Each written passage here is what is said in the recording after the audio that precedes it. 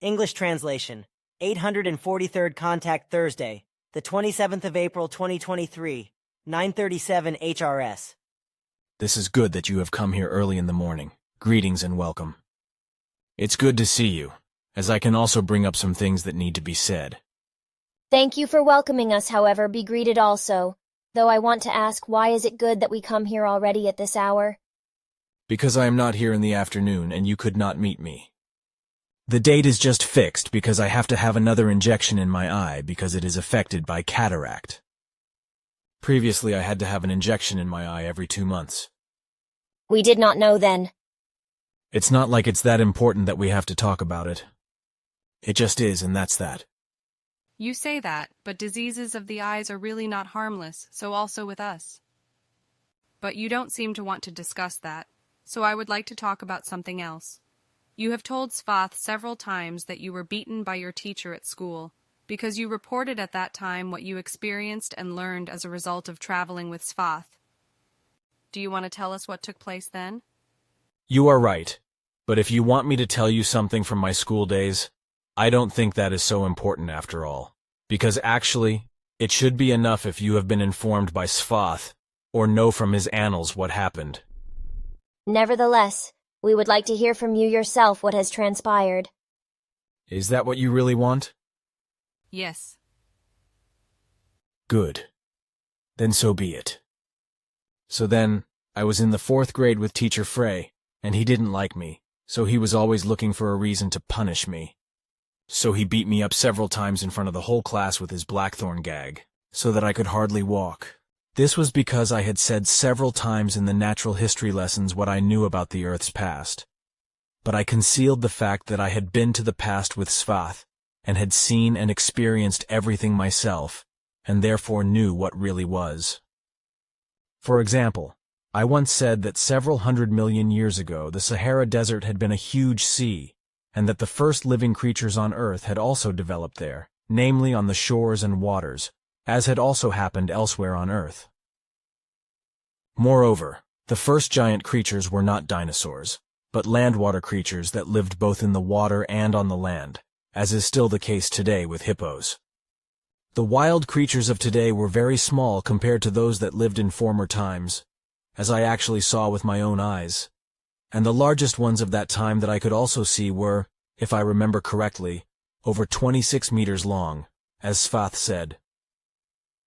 Only many millions of years later came the dinosaurs, the sauropods, which were even bigger, in length as well as in height and thickness, and completely different from the creatures hundreds of millions of years before, which were long and slender. Jjfa measured some of the sauropods, although I no longer know the size, but they were huge. But what I saw and experienced back then, I have never forgotten.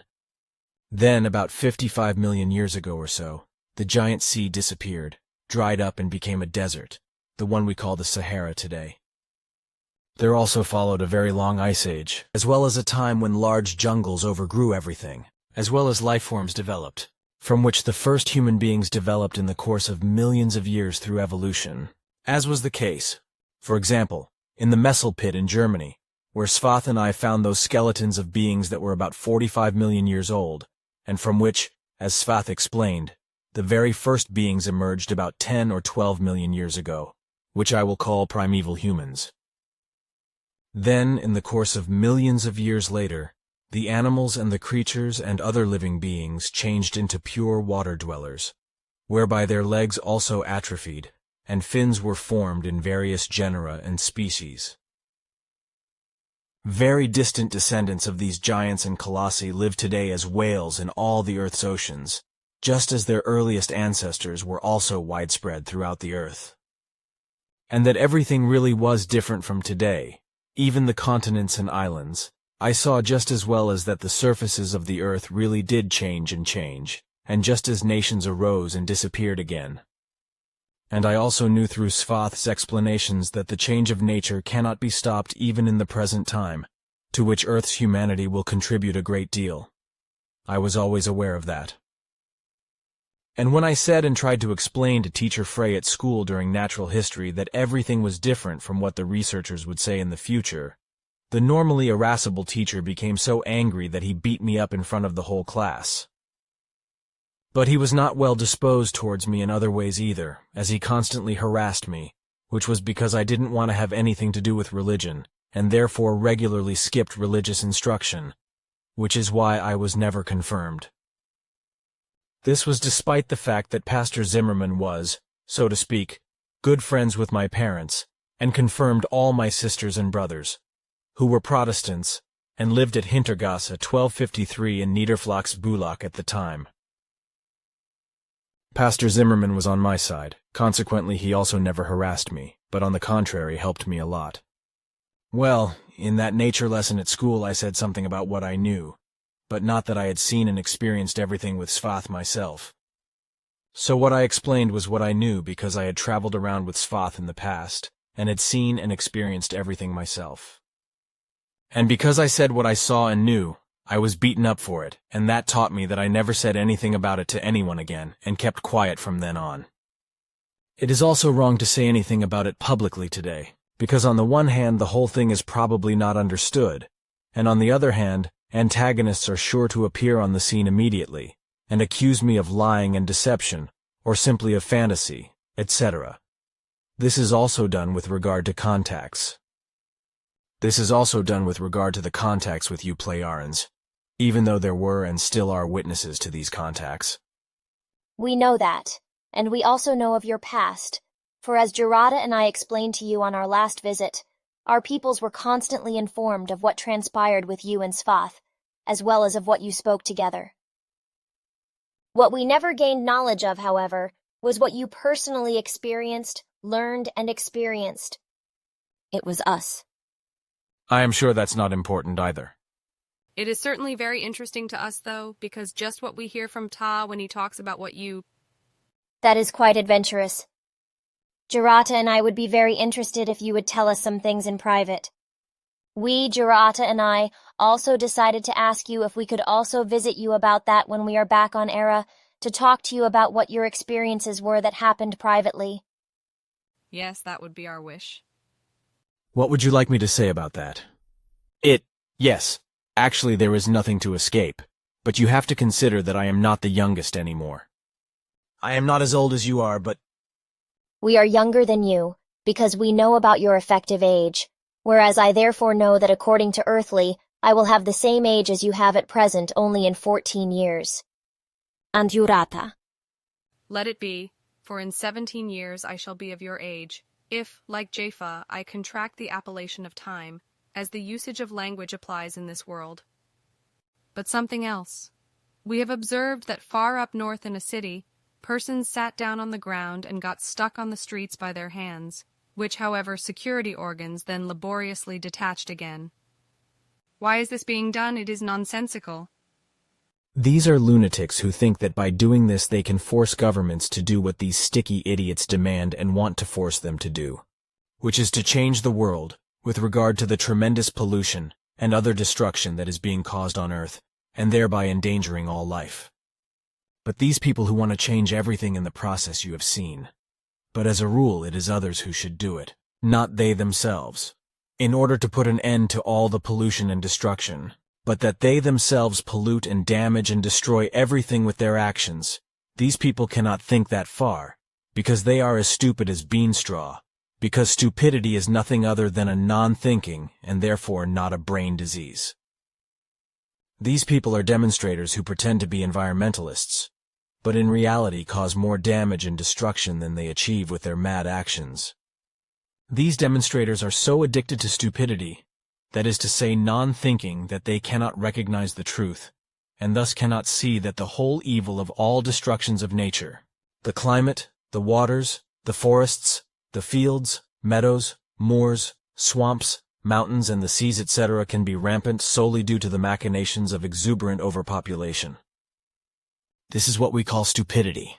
Stupidity, foolish or silly, etc., which results from a non-thinking, and from which human beings are afflicted who are somehow feeble-minded in the process that, on the one hand, they cannot think for themselves, but are only worldly believers, like religious delusionists. Consequently, they believingly make their personal opinion, what other persons indoctrinate them with as reality, which they then believe and act confusedly according to. The expression stupidity in its linguistic development meant, among other things, that the human being suffers from various behavioral defects, consequently also from stupidity, which is based on nothing other than the lack of independent and conscious clear and sensible thinking. The human being who does not do this, however, and thus gives himself over to non-thinking or illusory thinking, does so because he suffers, for example, from clumsiness or timidity, and this is now equated with stupidity. The use of this term is unfortunately taken in a disparaging and insulting way with regard to the characterization of a human being, although it only describes the existing facts of the weaknesses of the mind. These are based, for example, also in the lack of clarity of ideas, as well as in the confusion of illusory thinking. In everything there is also a lack of self-confidence, which makes a normal contact with the environment and fellow human beings impossible, because somehow fearfulness and even timidity block everything. So also through behavior against custom, because the lack of ethics and morals violates all rules. The weakness and the lack of the ability to judge a matter for oneself, instead of simply believing what is pretended and indoctrinated, is due to the lack of self-confidence and timidity in dealing with fellow human beings. As a rule, such human beings are indolent, timid, physically weak and timid, ignorant, incapable of life, or suffer from dilettantism and ignorance concerning reality and its truth. And when they speak of stupidity and stupidity, then stupid means that the human being imagines that he is not stupid. That is to say, he imagines that he thinks, while in reality he is only subject to an illusory thinking that never allows reality and its truth to be recognized. This illusory thinking is as bonosic as the human beings in question themselves, who are somehow primitive and uncultured and also chavvy, that is to say redneckish, and want to attract attention by actions that fall outside the norm of decency, order, reason, and what is normal and correct. But I was talking about something else before. In this respect, it should be said that the Earth is designed to feed 500 to 530 million human beings in true abundance, and to enable them to live without great problems. But the Earthling wants to be cleverer in his delusion that he can endlessly subjugate and destroy the whole of nature. Consequently, he drives his population endlessly upwards, and has already raised it 19 times above what the Earth is able to cope with without damage. The Earthling has oriented everything towards destruction instead of progress, and he believes that through the development and coming of artificial intelligence, everything will be better. But this will be the opposite. And this will happen in such a way that he, the Earthling, will bring himself to the brink of extinction, just as he is exterminating the wild creatures, of which about 150 genera or species are eliminated daily, that is, about 55,000 per year.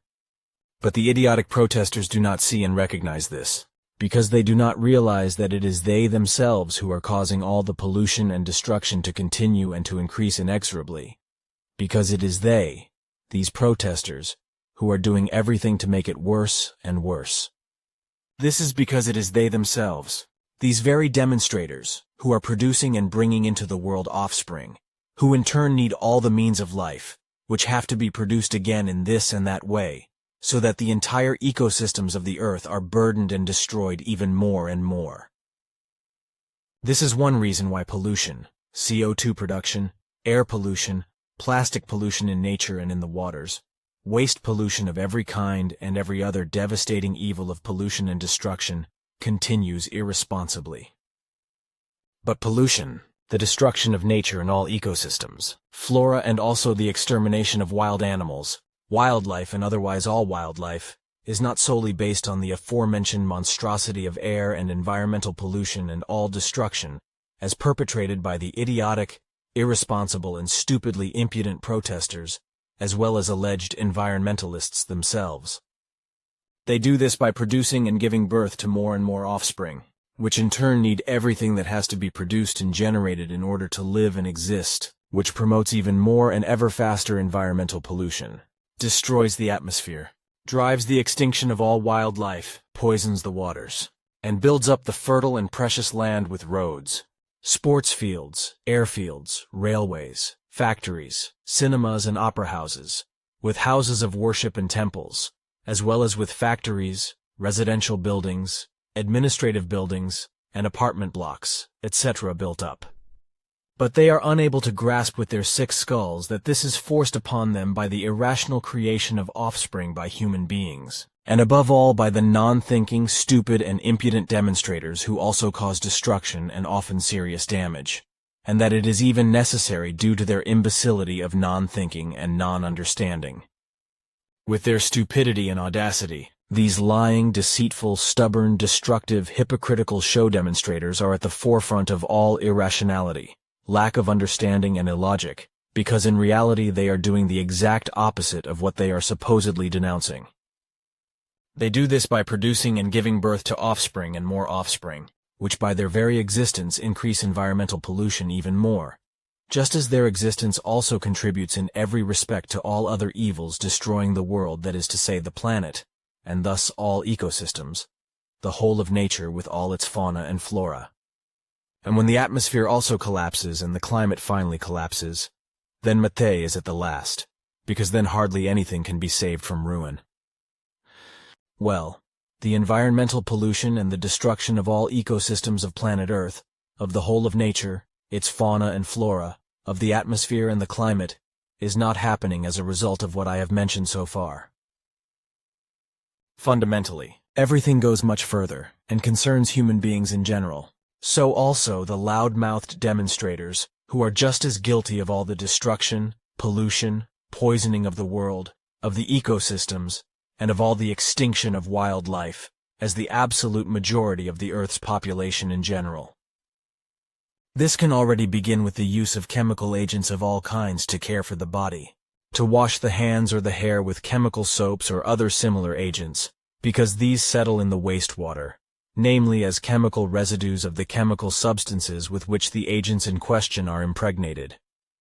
This also happens with all chemical fragrances that are on the market as room air fresheners, and whose substances are deposited on the objects in the room and get into the wastewater when the objects in question are cleaned and washed with water. The same happens with toilet fragrance stones and other fragrance sprays, etc., because all products, that is to say chemical agents of any kind, regardless of whether they are used for body cleaning, direct or indirect body care, will sooner or later deposit residues. This also happens with chemical agents that are used for washing clothes, for laundry in general, as cleaning agents for eating utensils or anything else. So also cleaning agents for floors, walls, and other things of any kind, as well as detergents used for cars, motorbikes, or anything else, are very harmful to the environment and end up as chemical residues in the wastewater. This, however, is very alarming and harmful to the health of human beings, animals, creatures, and all life forms. This is because the chemically contaminated wastewater enters the sewers and sewage treatment plants, where it is of course not removed by the waste filtration systems, but continues to enter public waters, and, moreover, inevitably enters the drinking water. As a result, countless human beings fall ill and languish with a wide variety of ailments, not infrequently bedridden for years, in wheelchairs and in pain, before they die.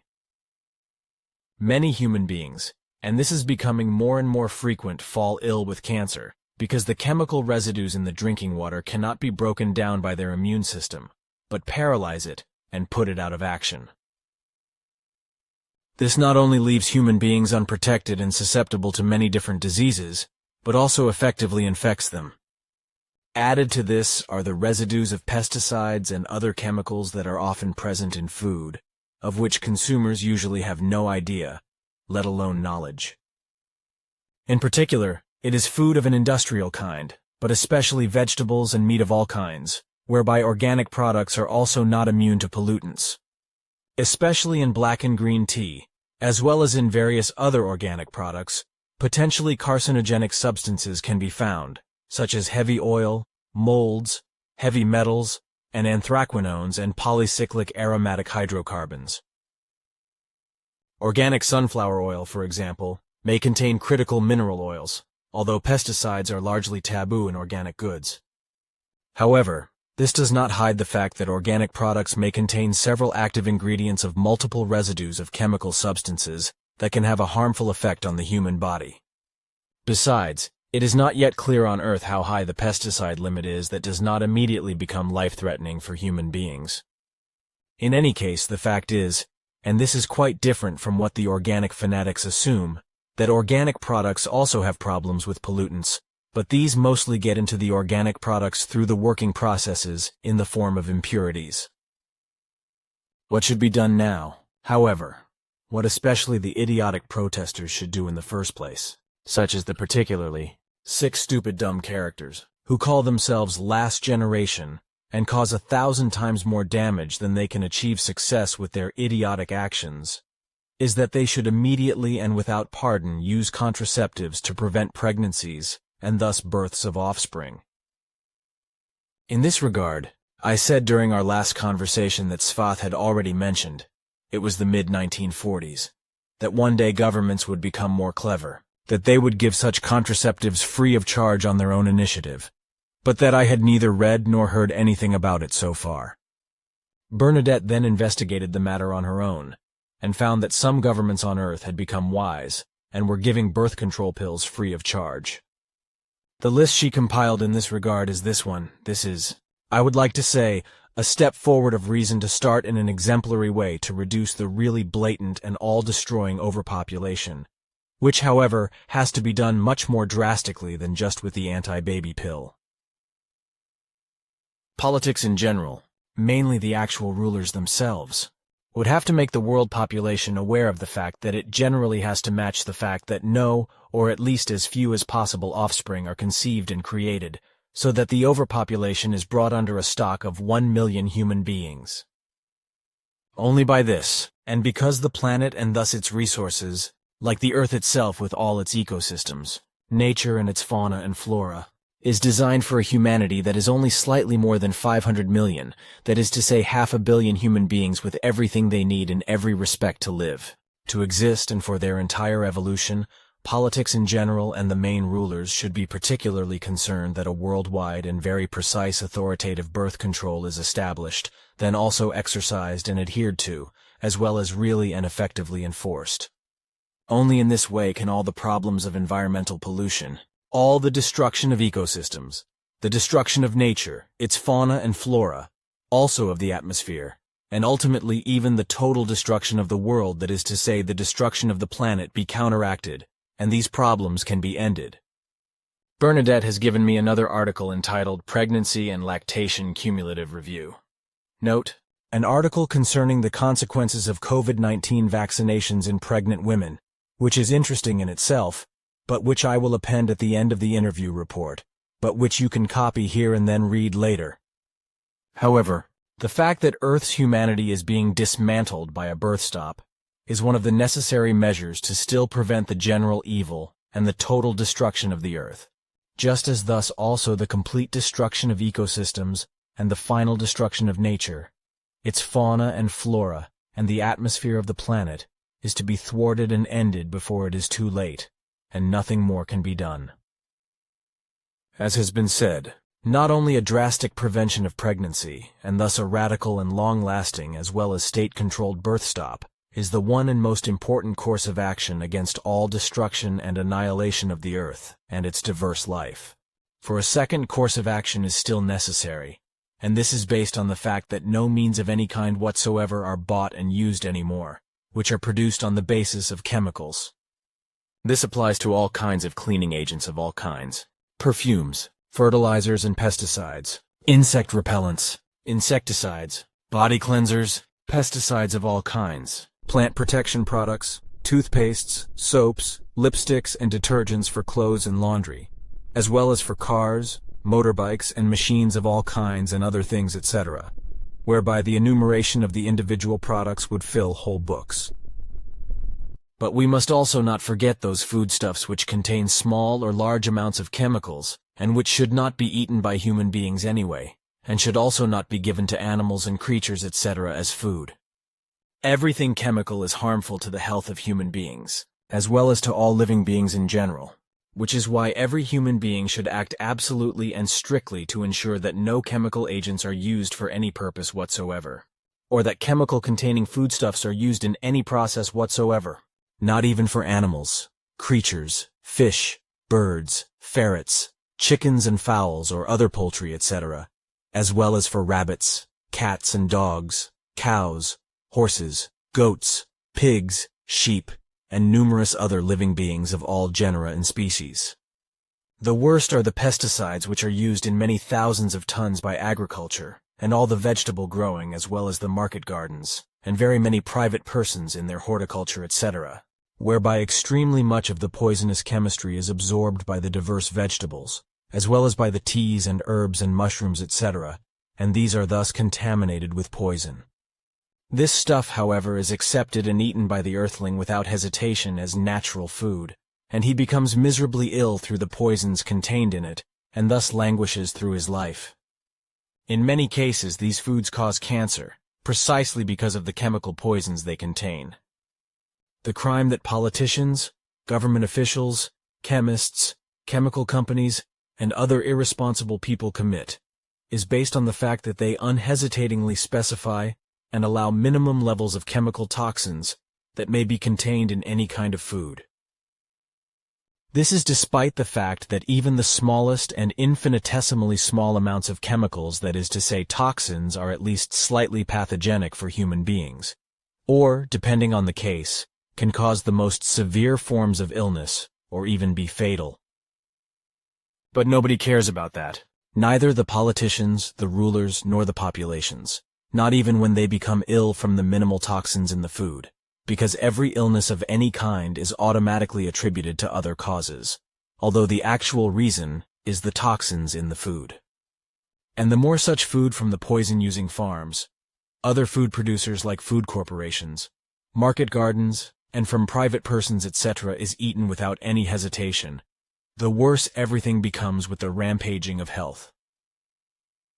But the human beings believe the lies and all the deceit that is lied about healthy food, etc., as is also the case with vaccinations against the corona rampantly spreading disease, which is claimed to be untrue, and which is denied to have caused countless deaths or lifelong suffering through the untested vaccines.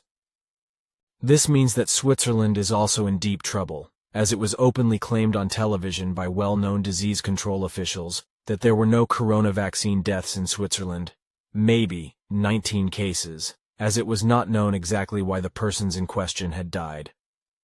It is simply a case of lying and cheating to the hilt.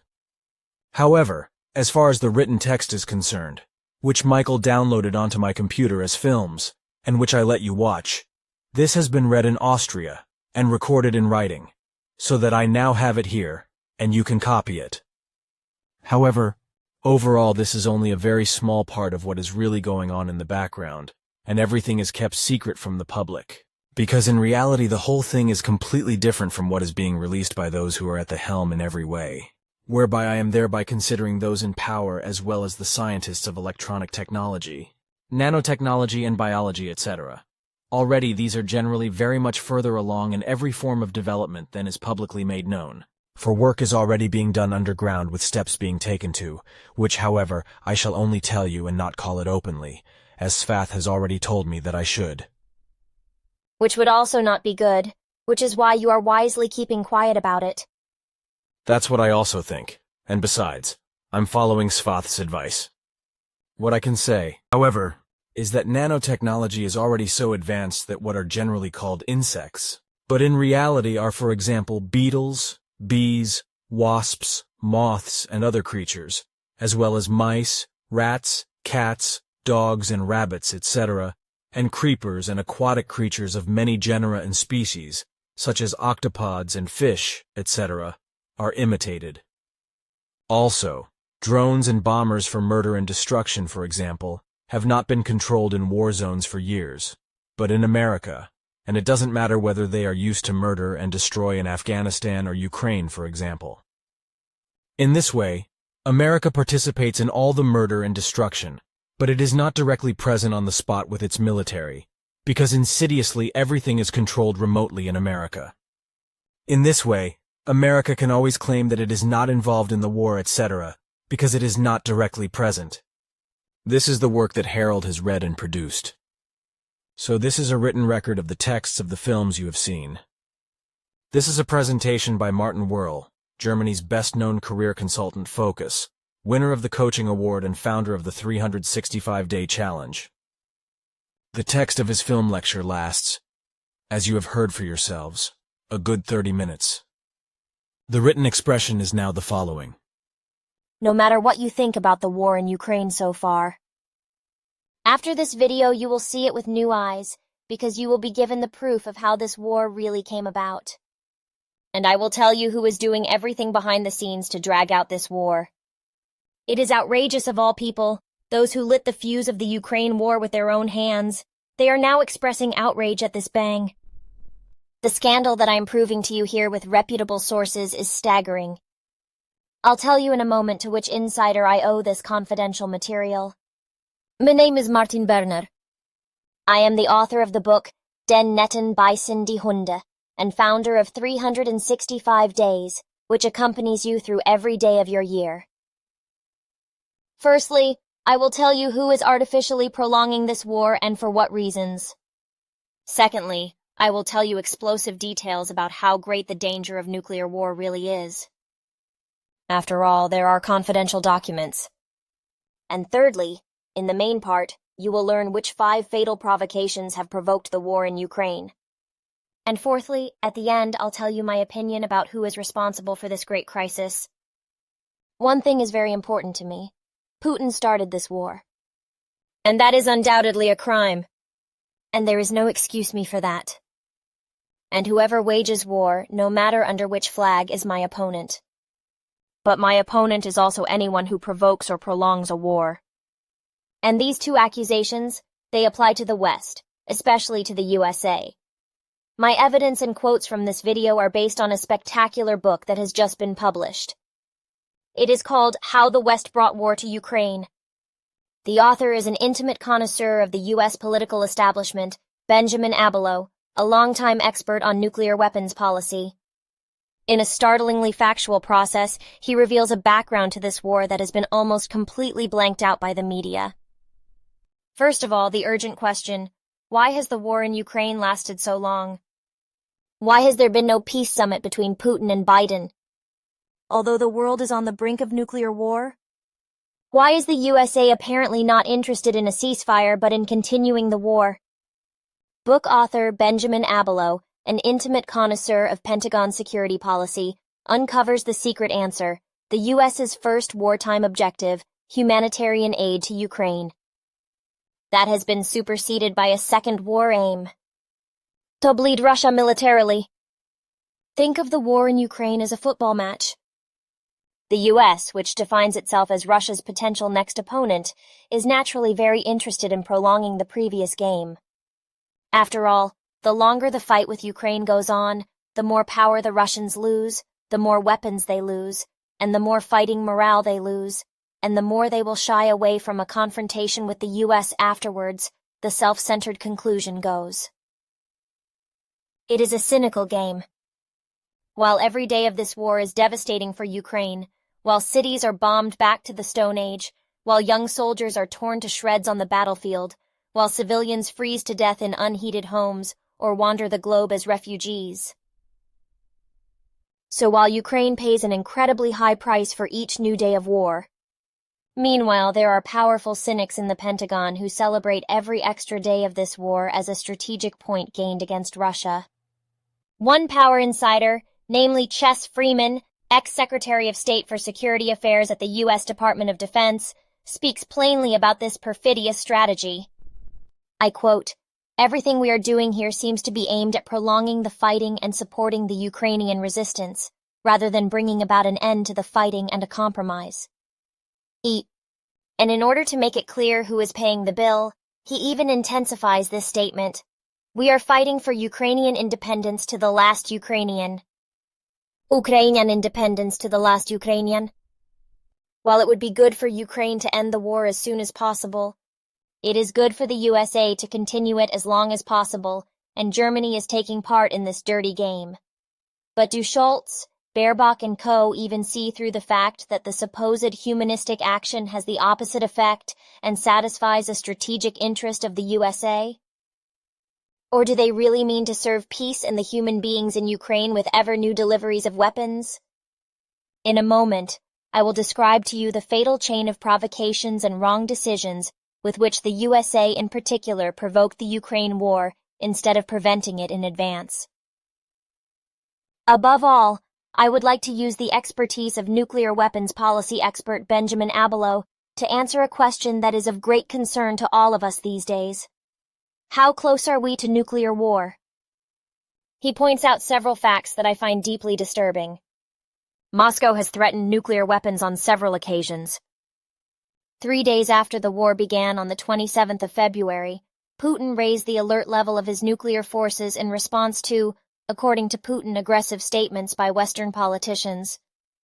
In sport, that would mean ready was added to the command on your marks, so that only one word, the word go, is needed for a nuclear strike. And Putin's propaganda show in May made clear what a nuclear strike might look like. On state TV, he threatened Britain with a radioactive tsunami wave unleashed by a Russian nuclear torpedo. Something interesting has already happened as a result of Putin's statement. The politicians of the West dismissed these tones from Moscow as empty threats, just as they had declared Moscow the capital of bluffers before the Ukraine war. So the media and the population were anesthetized with verbal sedatives. But behind the scenes, things looked very different, as nuclear policy expert Benjamin Abelow writes in his book.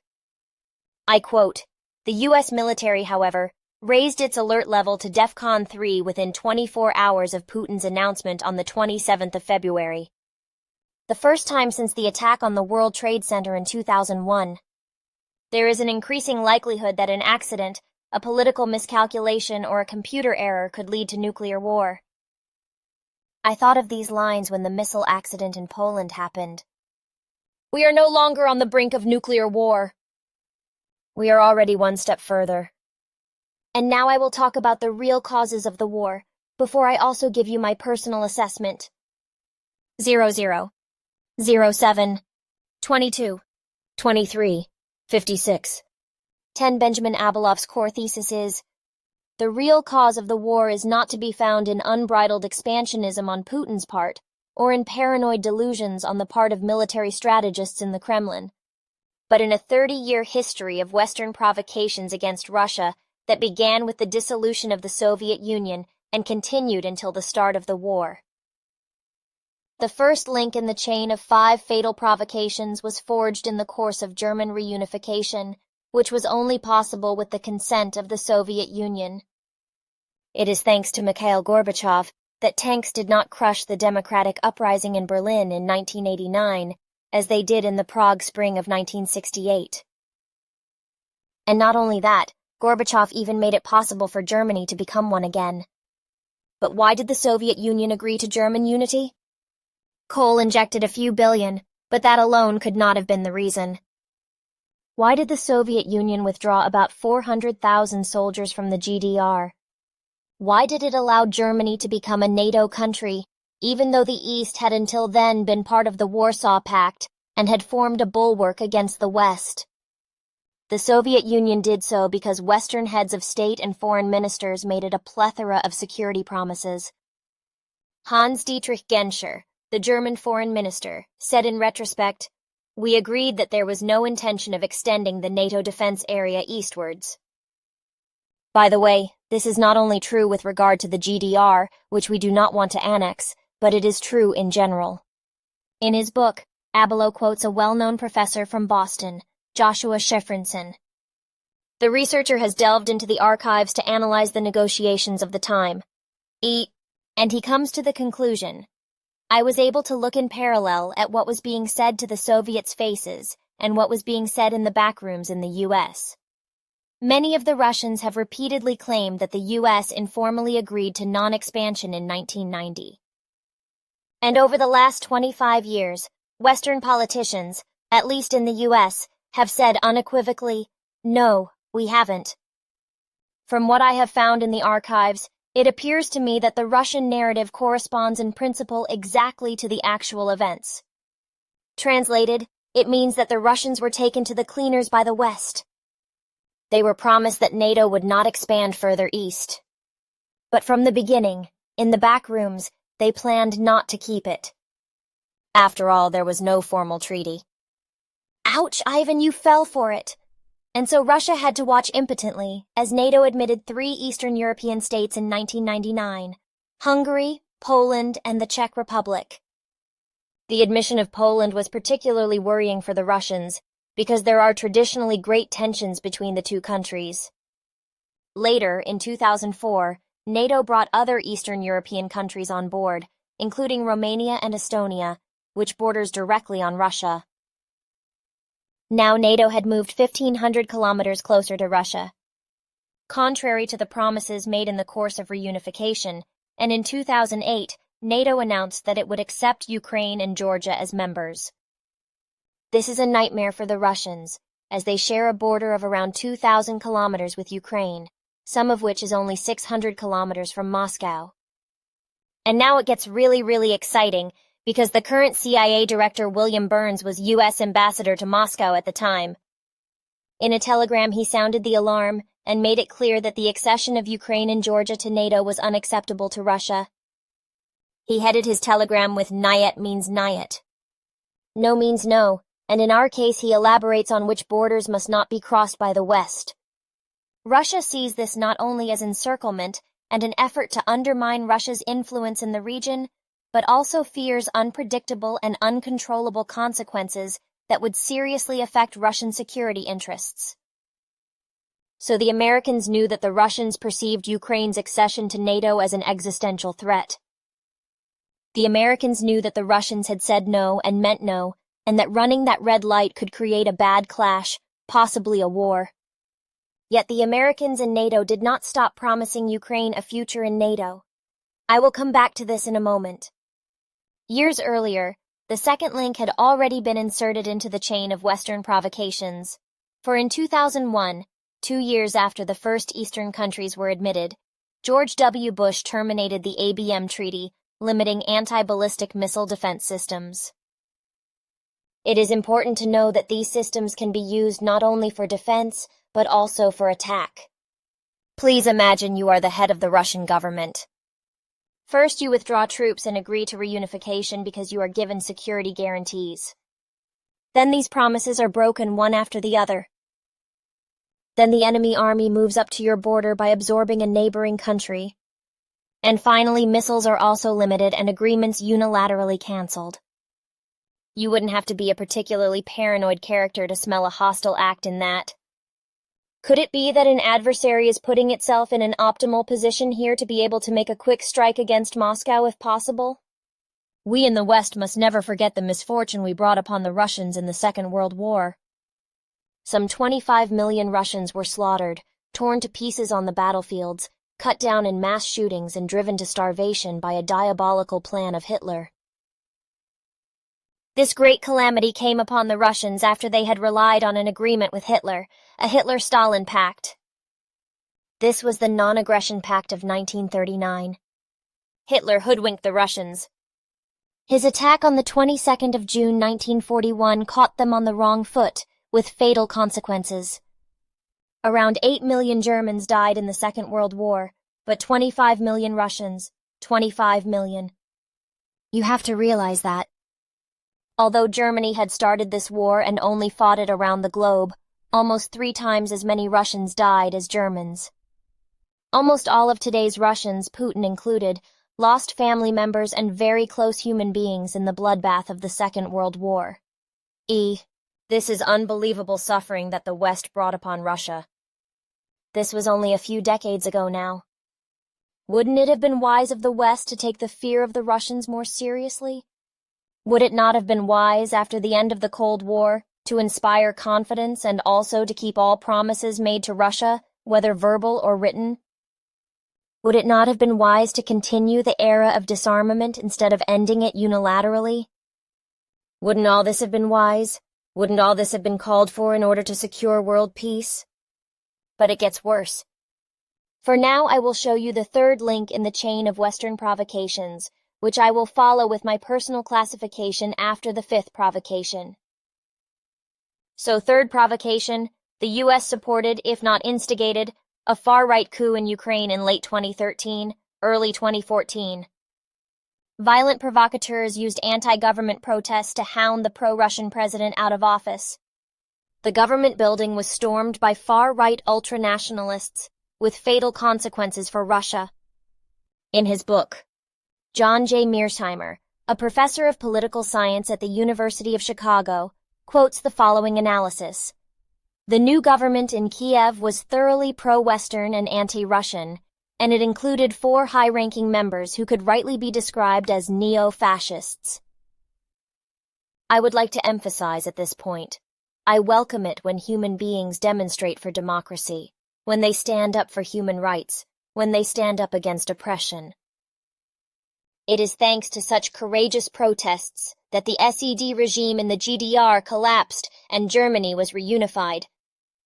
But there is much to suggest that the background to the overthrow in Kiev is based on an incredibly clever idea once put to a school class by the great SPD foreign policy expert Egon Bahr, a companion and pioneer of Willy Brandt. International politics is never about democracy or human rights. It is about the interests of states. Remember that no matter what you are told in history class. And the U.S. Peace Council commented on the change of government in Ukraine as follows. The Washington State Department, far from just handing out biscuits to some protesters on Maidan Square, also went ahead and replaced the entire government. The USA would have invested $5 billion for this purpose. An intercepted phone call between U.S. Deputy Secretary of State Nuland and U.S. Ambassador to Ukraine Jeffrey Pyatt revealed a disturbing truth. A month before the coup took place, the Americans were already secretly looking for a successor to the incumbent president, while at the same time bashing the EU. Fuck the EU, Nuland said. Stephen F. Cohen, a professor of Russian studies who is very well known in the U.S., commented on this phone call thus. The main revelation was that high-ranking U.S. officials had secretly planned to bring an anti-Russian government into office by overthrowing or neutralizing the country's democratically elected president. Imagine if the Russians openly harbored a plan to make Canada their military partner. Many would immediately pull out of the disarmament agreement and eventually trigger a government overthrow in Canada, by which a U.S.-friendly government would be partially replaced by neo-fascists and U.S. haters. Do you think the U.S. would tolerate such goings-on in its neighborhood? Do you think the U.S. would allow the perceived enemy to take root on its own border? There is an official answer to this question, the Monroe Doctrine of 1923, named after the then U.S. President James Monroe. Since then, the U.S. has seen itself as responsible for the security of the Western Hemisphere, as a kind of world court. And as a matter of principle, the USA does not tolerate foreign powers hiring their forces to move in. The Russians felt this when they stationed medium-range missiles in Cuba in 1962. The USA threatened nuclear war, and the world was on the brink. It was only at the last minute that the Cuban Missile Crisis was resolved, not by acquiescence, by the way, but by the withdrawal of the Russian missiles. I'm holding on to what the U.S. would not tolerate under any circumstances, which is a potentially hostile army on its own border. You put that on the Russians. I think of Kant's categorical imperative. We should only act according to a maxim that we would at the same time accept as a general law. The Americans do the opposite. They expect the Russians to swallow without complaint what they themselves would take as an occasion for a nuclear strike. Putin responded to the coup by annexing Crimea. It is good that he was actually guided by concern that he would otherwise lose access to his most important ice-free naval base. Previously, negotiations on this had broken down. Politics professor John Grisham writes about this. According to former ambassador to Moscow Michael McFaul, the annexation of Crimea was an impulsive reaction to the coup. And he goes on to say, in fact, until then, the aim of NATO enlargement was to turn the whole of Europe into a vast zone of peace, not to contain a dangerous Russia. However, when the crisis in Crimea broke out, the American and Russian politicians could not admit that they had provoked this by trying to integrate Ukraine into the West. They declared Russia's revanchism and its desire to dominate or even conquer Ukraine to be the real cause of the problem. And that brings me to the fourth link in the chain of Western provocations. All these facts, which I will classify for you at the end, and derive an appeal to our politicians from them, led to provocations. There were massive arms deliveries to Ukraine and increasingly threatening military maneuvers in front of the Russian border. After the annexation of Crimea by Russia, the Americans poured over $4 billion into Kiev, mainly for armaments. One of the goals of this program was, and I quote, to improve interoperability with NATO. And this despite the fact that Ukraine was not a NATO member. The Russians had to fear that ABM missile launching pads were also to be built in Ukraine, as they had been in Romania before. The ABM site there can be used not only for defense but also for attack. The Type 41 missile launching pads could also accommodate nuclear attack flying objects. According to a manufacturer's brochure, the system can accommodate any missile in any cell, a capability that offers unprecedented flexibility. Such a site is also due to be completed in Poland by the end of 2022. Putin stated several times that he saw these launch pads as a massive threat to his country.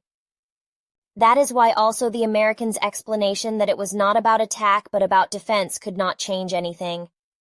In 2017, the Trump administration began selling lethal weapons to Ukraine. Until then, this was a taboo. Other Western countries joined in. At the same time, NATO moved ever closer to the Russian border with its military maneuvers. In 2020, an exercise in Estonia used live weapons, including tactical missiles capable of hitting targets up to 300 kilometers away. In 2021, NATO again detonated 24 missiles in Estonia to recreate an attack on air defense targets inside Russia. Imagine again the Russians staging such maneuvers in Canada, that is to say in the neighborhood of the U.S., supposedly for defensive purposes. How would the U.S. fare with this? Professor Mearsheimer comments on the military operation. Unsurprisingly, Moscow found this development intolerable and began mobilizing its army on the Ukrainian border to make its resolve clear to Washington. However, this had no effect, and the two governments continued to draw closer to Ukraine. The Russian boiling point had thus been reached, which was also confirmed by a statement made by the Russian ambassador to the USA in the Foreign Policy Review. NATO conducts around 40 large exercises a year in the areas around Russia. And he wrote, "The situation is extremely dangerous." And he added, "Everything has its limits. If our partners, the USA and NATO, continue to create military facts that endanger the existence of our country, we will be forced to create similar dangers with them. We are now at a point where withdrawal is no longer possible. The military opening up of Ukraine by NATO member states is an existential threat to Russia." There it was again, that clear red line from William Burns' "Nyet means Nyet" telegram. And that brings me to the fifth link in the chain of provocations. Although Russia repeatedly demanded a guarantee that Ukraine would not join NATO, for understandable reasons, such an assurance was consistently refused.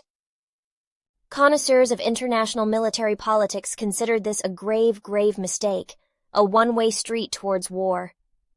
A retired high-ranking U.S. military officer, Colonel Douglas MacGregor, once involved in negotiations with the Eastern European states, summed it up as follows. "I have tried time and again to explain to the human beings that what is happening in Ukraine is an existential issue for the Russians.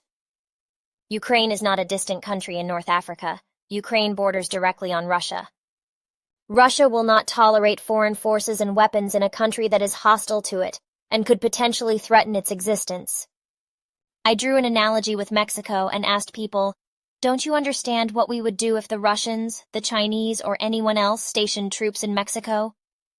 And finally, Russia was at the end of its patience and demanded that NATO not only rule out Ukraine's membership, but withdraw its forces and weapons from Eastern Europe. But the negotiations failed on both counts. And a month later, Putin let his forces march into Ukraine. And that's when the great bloodshed began. That's when this terrible war began. And now I'll tell you how I classify all these facts. First of all, I maintain that the main responsibility for a war always lies with the one who starts the war. And in this case, that was Putin. What I have mentioned can explain this war, but it cannot justify it. It can in no way justify the attack on Ukraine, because there is no justification for war for this infernal bloodshed. Any other solution is better than war. And my sympathy, it belongs to human rights, democracy, and freedom. Anyone who undermines all of that has me as their enemy. Secondly, the Western narrative of a Putin who started a war of aggression for no reason is just a smokescreen. It is meant to distract from the West's own failures. This war did not come as a surprise. The West has moved like a suicide squad towards this escalation, with the Americans in the lead, ignoring all the warning signals. He lied to Moscow and never brushed that aside. And he reignited the Cold War by this stupid behavior. Third, the Russians. They are not innocent. There were also serious mistakes and provocations on their part, not only on the military level. Those who gag the press, declare human rights activists to be terrorists, and even persecute their own citizens abroad with poisonous attacks, do not exactly come across as trustworthy partners. I did not go into this in this video, as these points are sufficiently highlighted by the Western media and also by politicians. It was important to me here, on the one hand, to supplement this narrative pattern with a few hitherto underexposed but very crucial aspects. So my resume, that is, there is not one good guy and one bad guy in the making of the war in Ukraine. No, there are two parties responsible for this escalation, the Russians and the West, unfortunately also Germany. For me, political responsibility does not consist in supplying weapons to crisis areas when everything is already burning.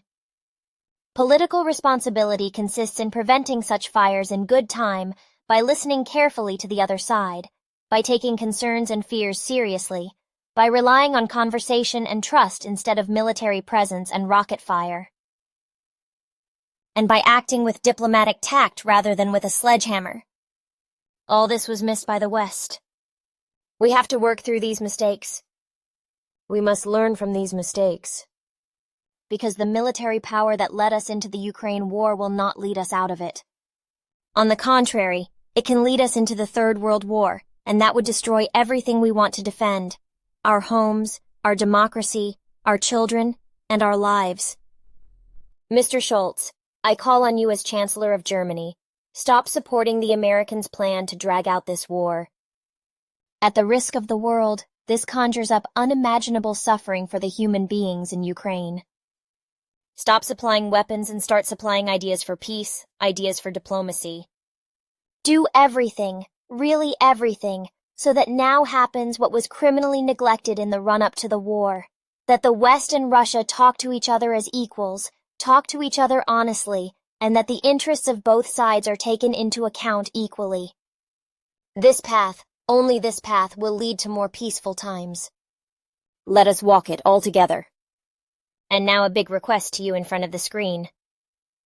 Share this video with at least 3 human beings with family, with friends, with work colleagues, and ask each of them to share this video with at least 3 other human beings. In doing so, you will be doing me a very, very big favor. It is so tremendously important to me that the truth about this war reaches many human beings and has an impact. An impact that serves peace. I hope that it will. Now, by all means, watch my video about what great danger may be rolling towards us in the next few weeks. Hardly anyone addresses this truth. I do it in this video. Click on it in the info box. Now I have another precious gift for you. If you want to take your life in new directions, especially in this crisis, for a short time you get my webinar, The 3-Minute Secret, for free. Really free. You'll learn how to make lasting changes in your life with minimal effort per day. You will be amazed. This method has made myself who I am today. Use this gift for a fulfilled life. Click the link now, here or below this video. If you subscribe with bell, you will automatically get a message from me on the next video. Stay loyal to me, come back again. Yours, Martin Verla. We will copy that, but you said something else regarding something else. Yes, I have that here too.